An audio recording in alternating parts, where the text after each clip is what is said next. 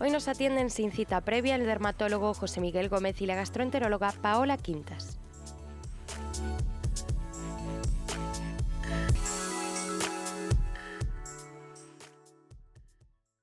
Soy el doctor José Miguel Gómez Domínguez, soy dermatólogo desde el año 1984, llevo 30 años trabajando en Ourense desde el año 1990 y ejerzo la especialidad en el Centro de Dermatología de la calle Santo Domingo.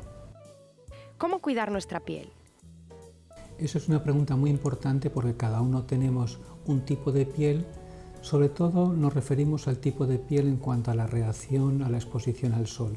Las personas o los niños que son de piel clara, rubios, pelirrojos, van a tener ese tipo de piel toda su vida, y las personas que son de piel más morena, que se broncean fácilmente, hablamos de unos fototipos oscuros, pues van a continuar con ese tipo de piel más resistente a la quemadura solar durante toda la vida. No, en general no cambia, aproximadamente va a tener uno el mismo tipo de piel, sobre todo en cuanto a la exposición al sol. Aquellas personas que tienen un fototipo de piel 1 y 2, que son las pieles más claras, rubios, pelirrojos, tienen que tener mucho cuidado con el sol, sobre todo en los primeros días de exposición solar, porque no tienen esa capacidad natural para broncearse y protegerse, y tienen que utilizar medidas de fotoprotección.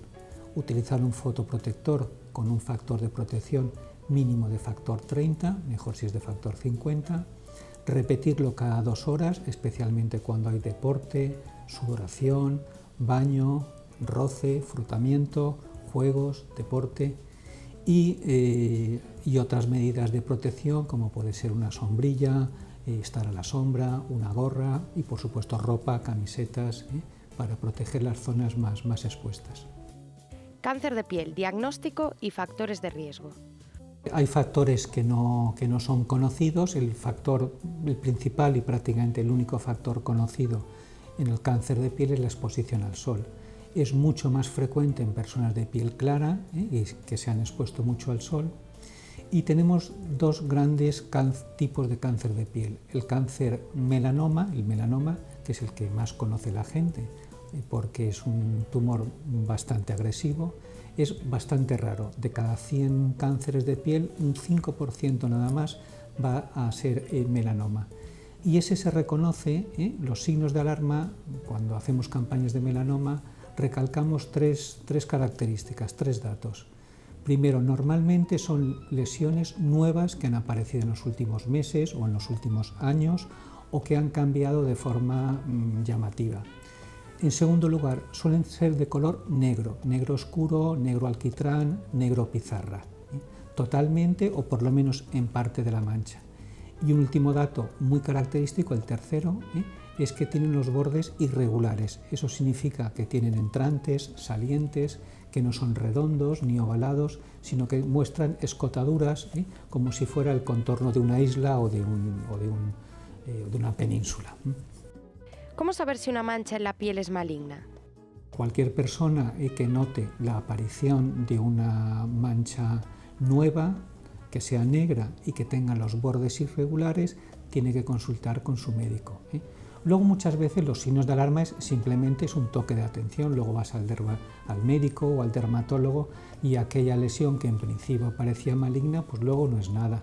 Como siempre pasa cuando hacemos campañas de detección precoz de otro tipo de cánceres, son signos de alarma que no siempre luego se traducen en el diagnóstico de un cáncer. Pero yo me quedaría con esos 3 datos: nuevo, negro y bordes irregulares.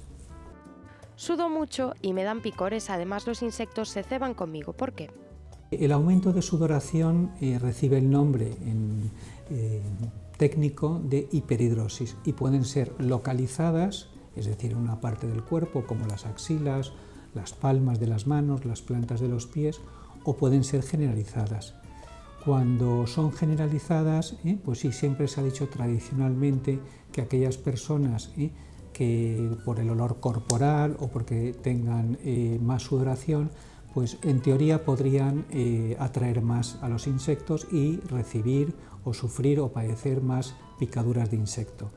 Pero en la práctica quizás influye menos el aumento de la sudoración Lo que más influye es tener una piel hipersensible, muchas veces con fondo atópico, de piel muy sensible, que son personas a las que en una persona normal una reacción por picadura es leve y apenas le dura unos minutos y es muy leve.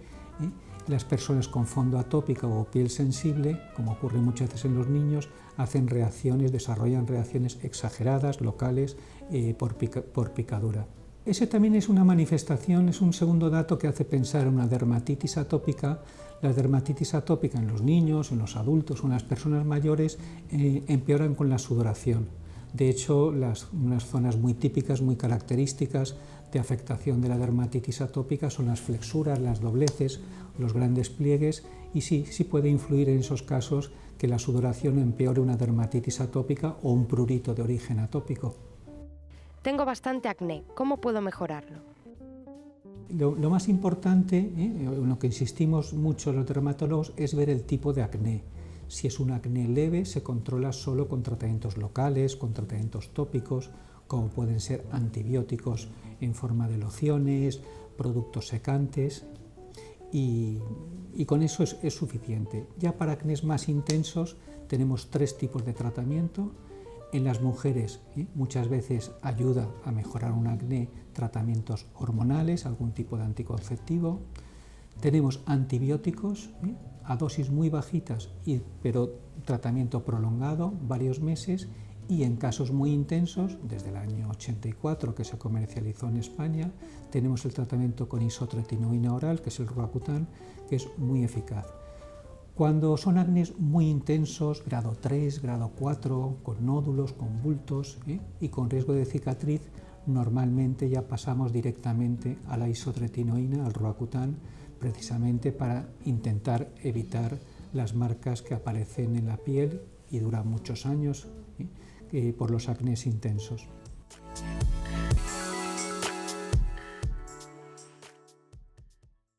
Soy Paola Quintas, soy médico de aparato digestivo, tengo consulta en el Centro Médico del Carmen y hoy estoy aquí para resolver vuestras dudas. Cáncer de colon, síntomas y prevención. El cáncer de colon es uno de los cánceres más frecuentes en España. El problema que nos encontramos es que no tiene un síntoma específico y muchos de los síntomas o signos que nos hacen pensar en un cáncer de colon son muy frecuentes en la población general y la mayor parte de las veces corresponden a patología benigna. Entonces lo que necesitamos son un conjunto de cosas o de síntomas y luego valorarlo. ¿Qué cosas debemos de tener en cuenta? Pues que tengamos una masa abdominal o rectal palpable, una anemia ferropénica, esto es por pérdida de hierro, que haya una rectorragia, sobre todo que sea de sangre oscura y sobre todo que haya varios síntomas asociados, pues por ejemplo que la rectorragia se asocia a una pérdida de peso, a cambios en el hábito intestinal. Todo esto lo unimos también un poco pues a la edad, sabemos que la incidencia aumenta por encima de los 50 años, el sexo masculino también es un factor de riesgo, entonces cuando hay una serie de síntomas unidos, pues es el médico el que debe valorar un poquito qué importancia tiene o no, no quiere decir que si tenemos una diarrea vamos a tener un cáncer de colon, pero si todo eso lo unimos a determinadas cosas como la edad y el sexo, lo que os estaba contando, pues sí que puede ser más indicativo de un cáncer.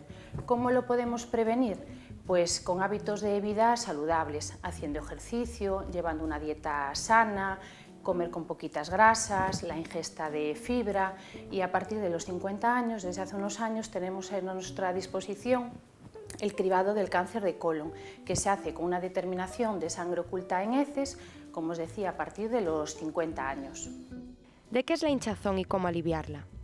Es difícil hacer un diagnóstico sin ver a un paciente y es verdad que en una masa, un tumor abdominal, las posibilidades de diagnóstico son muy amplias, entonces hay que ver exactamente pues, la localización, parece que es en el ombligo, cuál es el tamaño, realmente cuál es la consistencia, si es muy duro, si es un poquito más blandito, elástico que llamamos. En esa zona pues muchas veces pueden ser hernias umbilicales o incluso un lipoma, que es un bultito de grasa. Lo más adecuado, si es un bulto que nos acabamos de notar, es ir a nuestro médico de referencia habitual, que nos valore, contarle un poquito, que nos explore y en función de eso él dirá si es importante o no, si necesitamos alguna otra prueba complementaria. ¿El estrés puede ser detonante de una enfermedad gastrointestinal? Pues probablemente sí. No sabemos hasta qué punto el estrés puede ser causa o el origen de determinadas patologías, pero sí que sabemos que en determinados trastornos, como por ejemplo los trastornos funcionales digestivos, que son una serie de enfermedades, digamos, que aparecen síntomas digestivos, pero no tenemos ninguna alteración ni orgánica ni bioquímica que nos la justifique.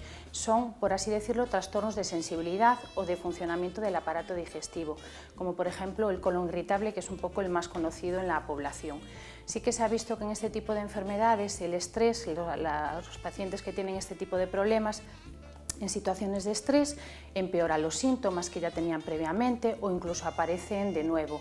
Parece que estos pacientes pues tienen un poco más de tendencia a tener ansiedad, a vivir con más estrés situaciones que a lo mejor a otros no nos estresan tanto, a que en ese momento los síntomas sean como si los notaran un poquito más. También todo esto unido a que llevamos un ritmo de vida pues muy ajetreado, comemos muy rápido, cocinamos muy rápido, todo esto también pues influye en nuestra forma de hacer la digestión, en nuestra forma de alimentarnos y probablemente todo eso pues empeore a lo mejor síntomas que ya tenemos de base. ¿Cuándo acudir al gastroenterólogo? Hay que tener en cuenta, pues sobre todo, yo creo, síntomas que se mantienen en el tiempo o que reaparecen de forma un poco continua. Hablar de normalidad a veces en la forma de hacer la digestión o de hacer de vientre es un poco relativo, cada uno debe compararse un poco con su normalidad. Que haya un síntoma tampoco quiere decir que haya nada malo, pero sí que podemos comunicarse a nuestro médico para que él pues, nos diagnostique y nos ayude.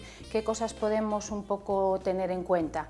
Pues, por ejemplo, si tenemos un ardor de forma continuada, si tenemos dolores abdominales, si hinchamos mucho después de comer, si tenemos un hábito intestinal un poquito cambiante o incluso tenemos un estreñimiento que nos molesta un poquito en el día a día. Todos estos síntomas pues a veces son trastornos, como os comentaba antes, como los funcionales, que son crónicos, pero que podemos buscar ayuda y pautar tratamiento, porque eso muchas veces nos va a ayudar a mejorar nuestra calidad de vida.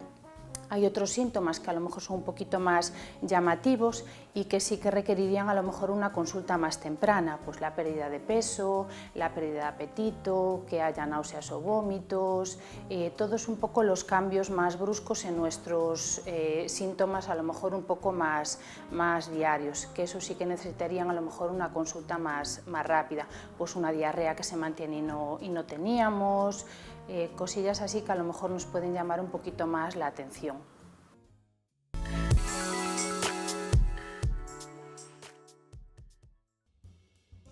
Pues con estos consejos nos quedamos. En el próximo programa hablaremos de psiquiatría y sexología. Pueden enviar sus preguntas al 667-414-525 hasta el 1 de julio. Nos vemos en la próxima consulta, siempre sin cita previa.